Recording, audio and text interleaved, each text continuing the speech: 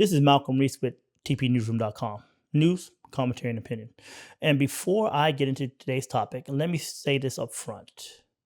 At TP Newsroom, we talk about welfare, homelessness, poverty, and economic struggle, not because they're hot topics, but because the conversations around them are usually loud, wrong, and rooted in stereotypes people mistake for facts.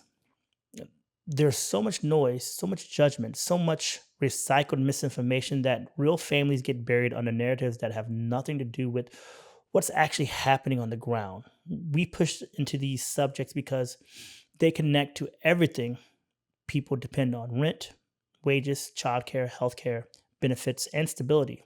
You can't separate them. You can't talk about poverty without talking about the cost of living. You can't talk about welfare without talking about healthcare cuts. You can't talk about personal responsibility without talking about a system that raises the price of survival every year.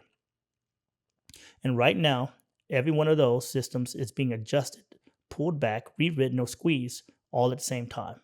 So today isn't just a conversation about welfare. It's a conversation about what happens when the basic structures people rely on get weaker while the judgment gets louder. Let's start with the part people pretend to understand: welfare.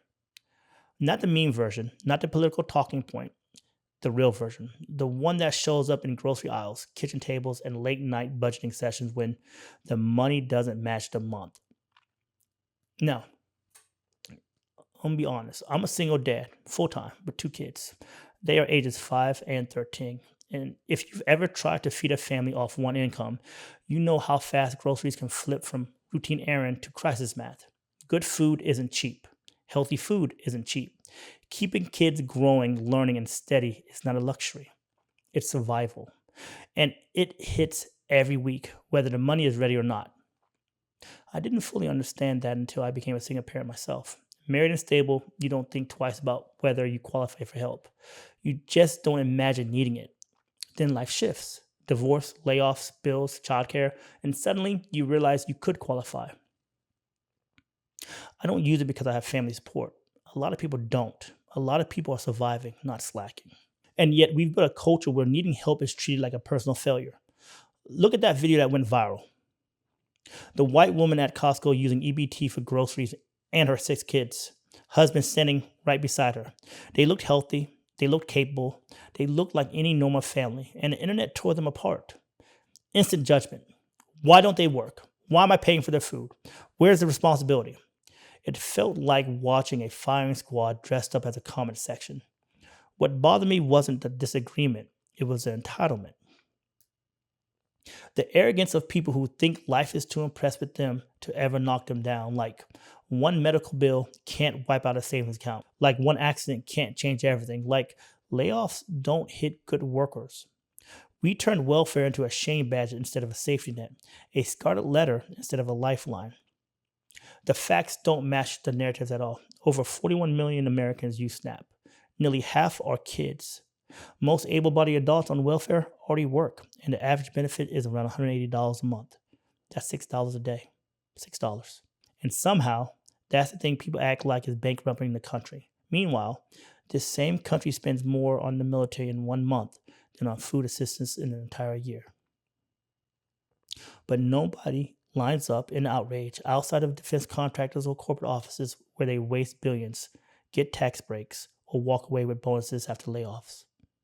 Welfare anger has never been about cost.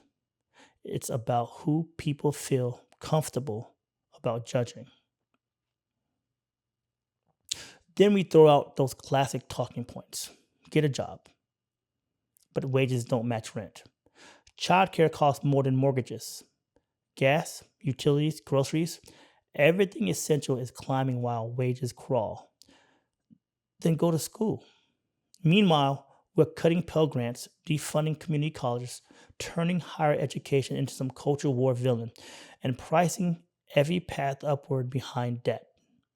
We tell people to climb, then remove the rings. And when they can't climb fast enough, we blame them. And you know the line that always shows up? Well, maybe they shouldn't have had all those kids.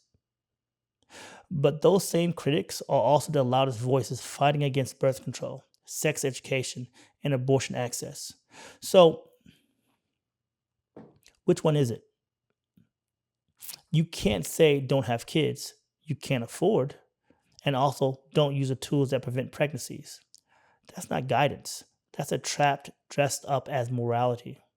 Now let's talk about the part that isn't getting enough attention: healthcare and benefits. Adjustments are coming, some already rolling out, some buried in policy shifts, some hidden behind new language. People who have chronic conditions, caretakers, disabled adults, seniors, low income workers, they're all about to feel the pressure. Out of pocket costs are rising.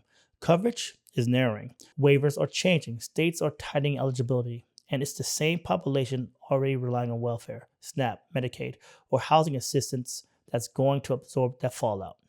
If groceries were already a problem at $6 a day, imagine adding new premiums, higher copays, fewer covered medication, or reduced benefits. These aren't small tweaks. These are changes that decide whether families stay afloat or break. Nobody plans poverty. Nobody plans disability. Nobody plans struggle. People don't wake up excited to fill out assistance forms. They wake up hoping they can provide for the people depending on them.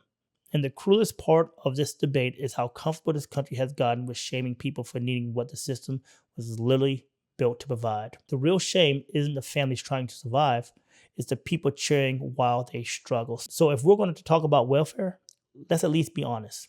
The issue isn't the people receiving help. It's a country that built a ladder, removed half the steps, raised the cost of climbing, and then shamed the people who couldn't reach the top. Cutting benefits, slashing healthcare, reducing support. That won't magically create stability. It just pushes people closer to the edge and pretend it's discipline. Needing help doesn't make you weak. Choosing cruelty does. And here's the part people don't talk about, the part that hits deeper than policy or programs.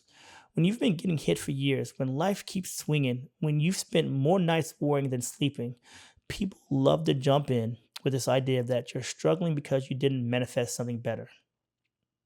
Like your mindset is the reason rent went up. Like positive thinking is going to cancel out a premium hike. Like a vision board is going to stop the bills from hitting back to back. It's easy for people to say speak abundance when abundance is already sitting in their lap. But when you've been beat down long enough, belief doesn't feel empowering, it feels out of reach. You don't manifest stability when every month is a gamble. You don't manifest confidence when the ground keeps shifting under you. And you can't magically talk yourself into hope when reality keeps proving it has other plans. That's the part this country refuses to admit.